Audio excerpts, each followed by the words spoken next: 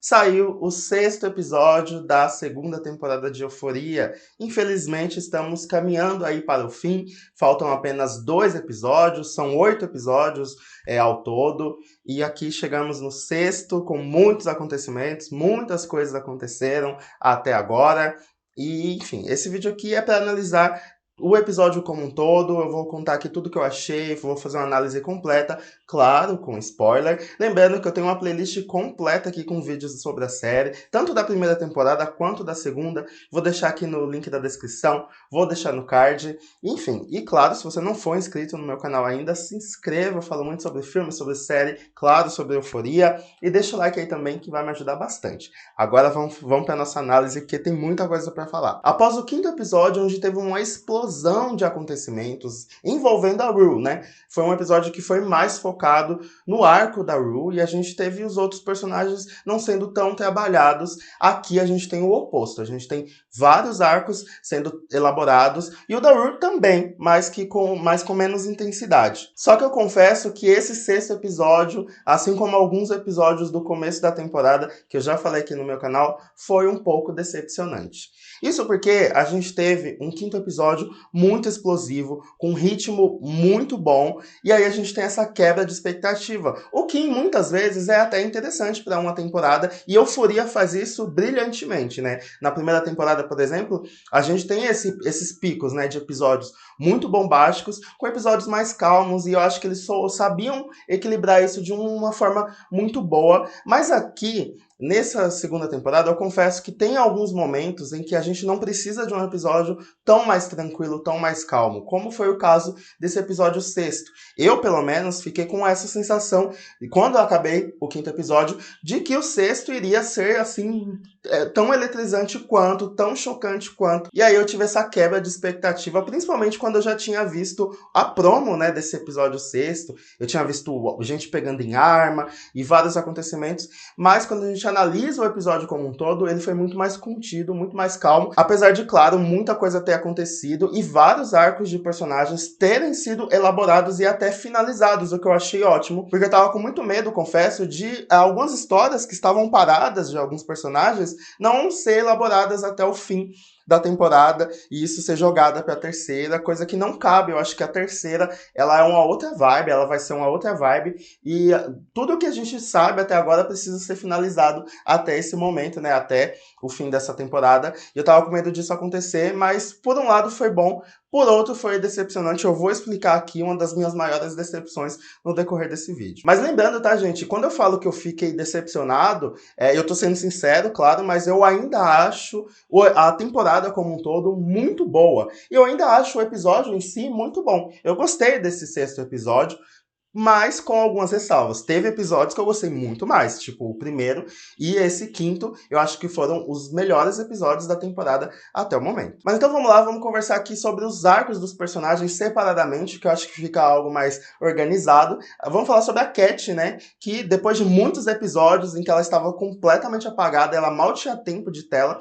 a gente teve finalmente a resolução do arco dela, que é ela no restaurante, na verdade uma lanchonete ali com o Ethan. Inclusive essa lanchonete me lembrou muito uma cena do Pulp Fiction, que é um filme do Tarantino. Eu acho que foi super inspirado ali na cena do casal do começo do filme. Eu achei isso bem interessante, é muito legal ver em como Euphoria busca por referências e tal. Enfim, a Cat, ela inventa uma desculpa ali mirabolante para terminar com o Ethan, falando que estava com uma doença terminal no cérebro. É um modo que ela estava tentando dizer que estava tudo acabado, mas ela acabou se enrolando toda, não conseguiu não falar o que ela queria, e foi o Ethan que concluiu que ela estava tentando terminar com ele, e ele vai lá e termina com ela, e vai embora, deixando ela lá sozinha.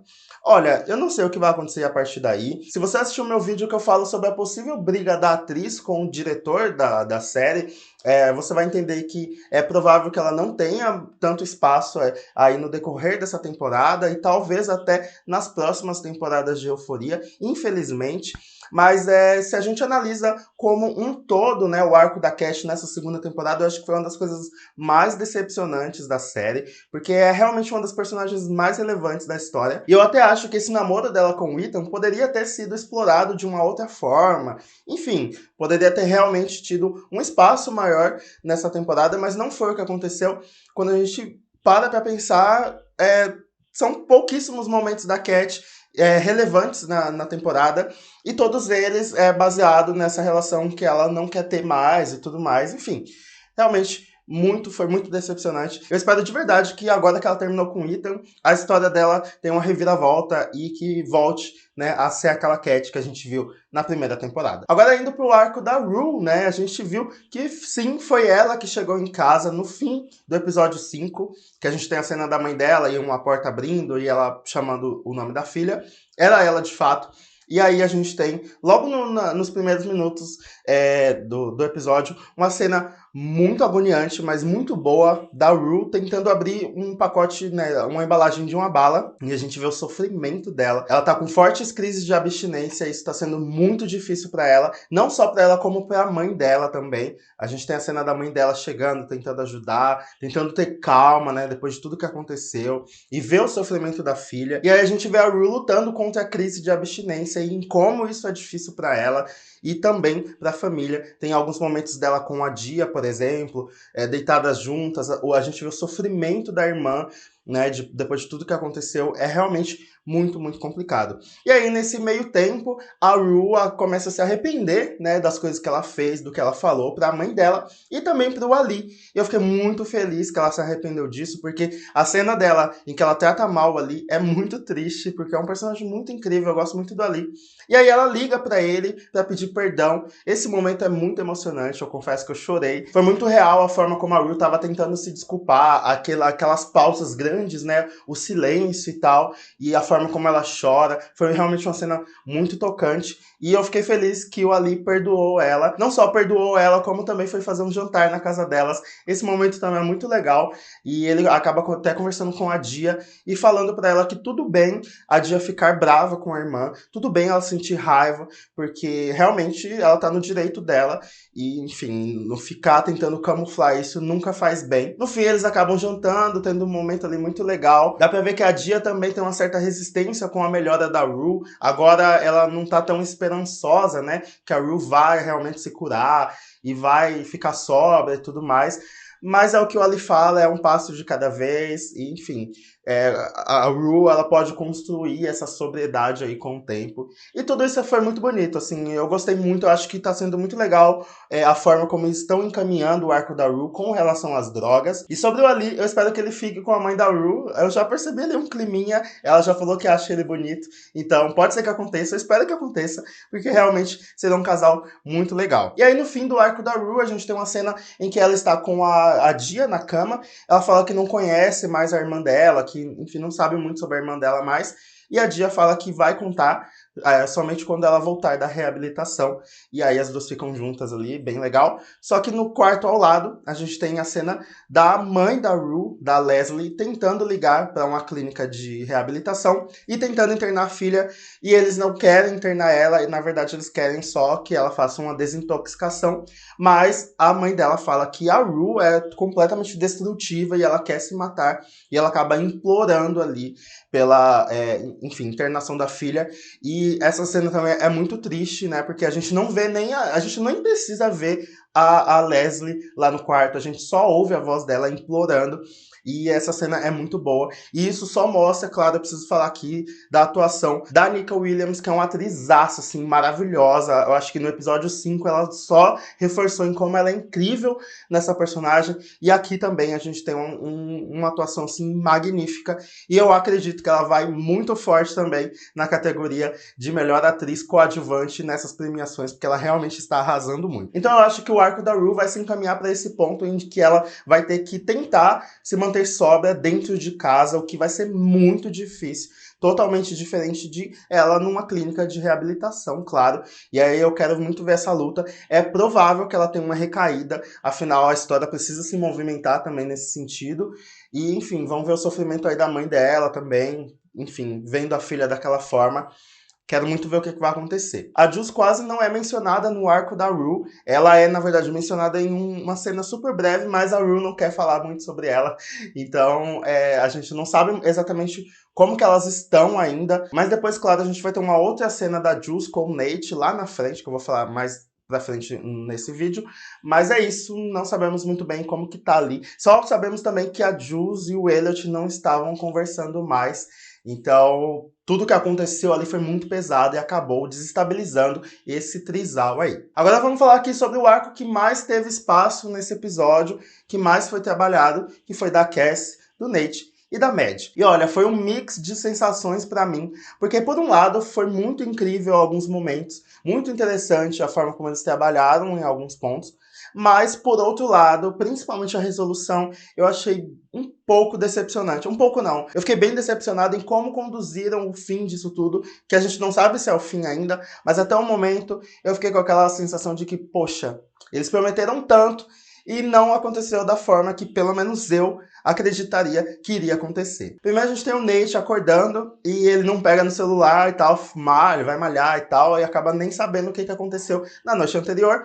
Ele vai até a cozinha, a gente vê a cena dele com a mãe, e depois a gente tem vários momentos dele com a mãe, e eu achei isso muito legal. Eu achei a mãe dele super incrível, uma personagem que mudou bastante depois da saída do Cal, e que ela pode até substituir o Cal nesse sentido de uma personagem ali interessante, adulta e tudo mais. Eu acho que ela pode ganhar até um arco próprio. Eu gostei muito de algumas falas dela com o Nate. Principalmente quando ela fala algumas coisas, tipo que ela sabia que o Nate enforcou a Mad e que, enfim, tava tudo bem e tal, ela meio que nem se importa com isso, mas o Nate nega, e é impressionante como esse personagem é dissimulado, né? Tipo, ele poderia falar facilmente que ele enforcou a Mad pra mãe dele, só que nem na mãe dele ele confia. Então é realmente um personagem muito maluco, muito psicopata, e a gente vai ver isso aí no decorrer do episódio. E aí quando ele volta pro quarto dele, é bem interessante esse momento em que ele vê que a Cassie ligou 38 vezes pra ele e contando tudo o que aconteceu, mas ele não estava preocupado pelo fato da Cassie ter ligado 38 vezes. Ele estava preocupado por ter 0 ligações da Mad. Esse momento foi muito bom. Enquanto isso, a Mad tá numa ligação com a Cat, falando que quer matar a Cassie e tal. E a Cat, ela até concorda e fala que a Cassie não era confiável. Então eu fiquei até surpreso como a forma que a Cat fala da Cassie, né? Eu achei que elas eram mais próximas, que elas eram mais amigas, mas não foi isso que aconteceu, pelo menos que eu vi ali, não. E é interessante também que ver que a Mad se aproximou bastante da Cat depois daquelas brigas lá que elas tiveram lá no fim da temporada, né, da primeira temporada. Aqui não, elas estão bem mais próximas. A Mad fala também que tem algumas ideias do que possa fazer com o Nate, e aí depois a gente tem as cenas dela com o DVD, que a gente já tinha visto na promo, que ela ia usar o DVD ali de alguma forma, mas assim, a promo enganou muito a gente. Se você assistiu o meu último vídeo, você viu que eu falei que as cenas que apareceu uma arma era da Mad com essa arma que provavelmente ia tentar matar a Cassie. E não foi nada disso que aconteceu, ele me enganou certinho, porque na verdade quem estava com a arma era o Nate e não a Mad. Depois a gente tem umas cenas da Mad com a sua patroa. Elas ficam ali na piscina e tal, é bem legal a dinâmica delas duas. Ela conta pra patroa o que tá acontecendo na vida dela e a patroa fala que ela fez isso na faculdade, né? Ela, enfim, ficou com o namorado de uma amiga dela. E é interessante esses diálogos, não só pra gente, como também pros personagens, pra eles verem que tudo passa. Quando a gente tá na adolescência, quando a gente é muito jovem, a gente acha que tudo é eterno, né? Que, tipo, as pessoas que a gente está se relacionando vai durar pra sempre e que momentos irão durar pra sempre, mas não, tudo passa. E aí a gente vê, por exemplo, a personagem, que é bem mais velha que a Mad, teve isso na faculdade. Foi um momento marcante na vida dela, mas que já passou, enfim, agora ela tá numa outra vida. E é o que vai acontecer com a Mad. A Mad acha que aquilo vai definir o rumo da vida dela, mas que na verdade é só mais um acontecimento na vida de adolescente dela. E eu gosto muito desses contrastes ali, que fica até nas entrelinhas. A gente às vezes nem para pra pensar nisso, em como as coisas que acontecem em Euforia podem acontecer por um determinado momento, né, na vida de um adolescente. E aí, quando vai chegando no fim do episódio, a gente vê que o Nate precisa fazer algo com relação a isso, né, a tudo que tá acontecendo, e ainda mais pelo fato de ele querer tomar a carreira do pai dele, enfim, seguir com a carreira do pai dele de engenheiro, e que no histórico não pegaria nada bem ter um pedófilo, né, um pai pedófilo e tudo mais, isso atrapalharia muito ele, então ele precisa agir com relação a isso. Ele pega uma arma e vai vai até a casa da Mad. Chegando lá, ele ameaça ela com uma arma, ele aponta a arma pra ela e tal, ela fica com medo, fala que ama ele, mas na verdade ele mira a arma na própria cabeça e fica brincando de roleta russa até ela contar onde está o DVD. E aí só mostrem como o Nate é psicopata, porque ele não iria matar a Mad. A gente sabe disso. Ele iria manipular ela para justamente ela contar, né, o que aconteceu. Então ele sabe que ela ama ele, então ele iria brincar com ela até ela contar. E na real ele nem estava correndo perigo, porque não tinha nada ali na arma, não tinha nenhuma bala. E enfim, ele só manipulou mais uma vez, mostrando em como esse personagem é detestável, né? O Nate sendo Nate. E aí ela conta onde está o DVD, está na bolsa dela. Ele pega o DVD e vai embora. Ele vai até a casa da Jules e entrega esse DVD para ela. Esse momento é muito interessante, porque só prova em como o Nate tem algo, ele sente algo pela Jules, né? Toda aquela conversa que eles tiveram na primeira temporada, ele fingindo ser outra pessoa, eles tiveram uma conexão ali. E tanto da parte dela, quanto da parte dele. E aí aqui só deixou mais claro. E eu fiquei muito feliz que isso aconteceu nesse episódio, porque eu tava com medo de esse arco ter sido esquecido, e né, eles deixarem para trabalhar lá na terceira temporada. E eu acho que isso deve ser uma construção gradativa, né? Então eu acho que precisaria mostrar isso nessa temporada, e eu acho que foi ideal mostrar nesse episódio. Não é um casal que eu torço para que fiquem juntos, mas é interessante ver como lá isso vem sendo construído lá da primeira temporada, e eles mantiveram isso aqui agora. Enfim, a Jules pega o DVD e realmente é o DVD em que o Cal tava transando com ela, isso poderia prejudicar muito ela e tal.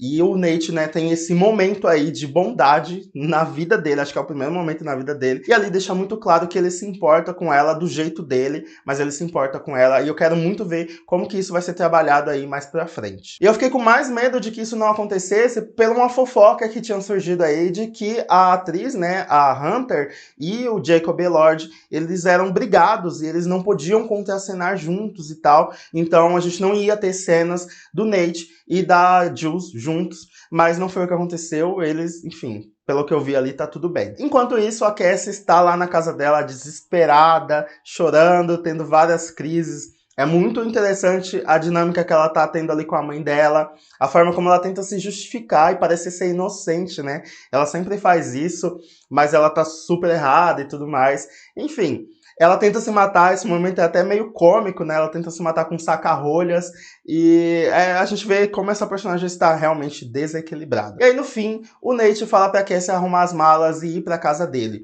E aí, o momento em que ela está saindo de casa e ela vê a mãe, eu achei bem interessante, porque aquele momento significaria que a filha meio que já se perdeu, sabe? A mãe nem vai tentar mais, ela meio que já desistiu ali da filha. Sabe que ela vai de qualquer forma atrás do Nate, então não adiantaria nem ela tentar impedir. Eu achei esse momento bem legal. E aí a Cassie vai pra casa do Nate e eles ficam lá. Há uma foto circulando na internet que eu não sei se é verdade, não sei se é real, mas parece ser bastante real, do Nate e a Cassie juntos na escola. E a gente vê a Cassie totalmente diferente, bem parecida com a Mad, né? A gente vê que é a réplica ali do casal da Mad e do Nate. E eu quero muito ver como que isso vai acontecer, qual que vai ser a dinâmica agora. Mas olha, gente, pra falar a verdade, num geral, quando eu analiso todo esse arco, eu fiquei bem decepcionado, porque eles prometeram muito, fortes emoções, e não foi exatamente o que aconteceu. Eu esperava mais a atitude da Mad, eu esperava que ela realmente colocasse os planos dela em prática, que ela realmente fizesse um furacão ali na história, mas não foi isso que aconteceu. Eu acho que nem muito por culpa dela, claro, mais por culpa do Nate, que acabou surpreendendo ela, e o Nate, enfim, é um personagem super inteligente, psicopata e tal, ele iria dar um jeito de se sair disso, mas eu esperava algo muito maior, sabe? Eu acho que ainda pode acontecer, a Mad ainda pode tomar uma atitude aí nesses 2 últimos episódios, mas até esse momento eu fiquei bem frustrado, ainda mais quando a gente teve uma cena icônica, assim, da Mad descobrindo, batendo as unhas, né, e querendo pegar a Cassie. Eu esperava que nesse 6º episódio fosse a continuação disso, e não foi muito bem o que aconteceu, meio que quebrou as expectativas aí, eu fiquei um pouco decepcionado. Eu quero saber de vocês, o que vocês acham sobre isso, se vocês também ficaram decepcionados ou não, se pra vocês foi bom o rumo que isso tomou, comenta aqui embaixo. E pra terminar, vamos falar aqui sobre o novo casal, que é o Fesco e a Lexi, ou melhor, o Fexi, né, que é um casal aí que eu acho que deu super certo nessa temporada, eram dois personagens perdidos e que acabaram se encontrando e é muito fofinho ver os dois juntos. A Lexi vai até a casa do Fesco e eles assistem filmes juntos, eles choram juntos, eles conversam, a Lexi fala sobre a peça e ele fala que a Lexi deveria colocar a cena dele batendo no Nate na peça, que seria muito interessante. Enfim, esse casal é muito fofo. Gente, sério. Só que aí, enquanto isso tá rolando, tá acontecendo uma outra cena na casa do Fesco, que é bem preocupante. A Faye vai jogar o lixo lá do lado de fora e acaba vendo o seu namorado. E ele fala pra ela que deu ruim. A polícia meio que descobriu e ele tá meio que colaborando com a polícia pra descobrir que foi o Fesco e o Ashtray que matou o Mouse, né? Aquele traficante lá e tal. É bem provável que a polícia esteja envolvida ali com o Mouse no tráfico e tal. E agora eles vão se vingar de alguma forma. Enfim, deu ruim. A gente percebeu que deu ruim. O namorado dela fala que ela deve fugir dali, sair dali e tal. Pela cara que a Faye faz, eu acho que ela já meio que se apegou aos meninos, sabe? E ela meio que não vai querer sair dali, não. De alguma forma ela vai tentar ajudar, mas ela não fala até o momento, ela entra em casa e vai direto pro banheiro, mas a sensação que fica é que algo vai dar muito ruim. E olha, eu preciso falar que vazou um suposto roteiro de Euforia contando o fim dessa temporada, e são muitas coisas que fazem sentido, e algumas coisas que até já aconteceram, e de fato aconteceu já, antes mesmo de sair os episódios, isso já era falado. Então, assim, tem umas coisas que vão se encaminhar com relação ao Fesco, o Ashtray e tudo mais, que vai ser bem complicado. E eu vou falar isso num próximo vídeo, senão esse vídeo vai ficar gigantesco. Então, na quarta-feira, vai ser um vídeo aqui no canal contando sobre esse roteiro vazado e o futuro aí desses personagens e, claro, o fim da temporada. Então, se você quer saber de tudo, ativa o sininho aí para você não perder essa notificação, mas de qualquer forma, quarta-feira o vídeo vai estar aqui. Então foi tudo isso que aconteceu nesse episódio. Como eu falei, foi um episódio que aconteceram muitas coisas, teve vários personagens com seus arcos trabalhados, mas alguns pontos um pouco decepcionantes. Como eu falei, o lance da Mad, da Cassie e do Nate. Eu esperava uma outra coisa. Enfim, eu fiquei com a sensação de que o episódio foi legal, foi bom, mas não era isso que eu esperava. Eu esperava um pouco mais de intensidade. Eu gosto de episódios mais calmos, mais tranquilos, mas eu acho que quando a gente vai chegando aqui para a reta final, a gente precisa realmente de intensidade. Vamos ver aí nos 2 últimos episódios que faltam se vai ter isso mesmo, se a gente vai ter grandes acontecimentos.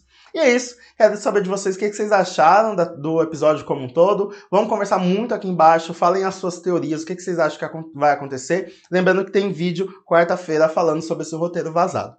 É isso, até a próxima, tchau!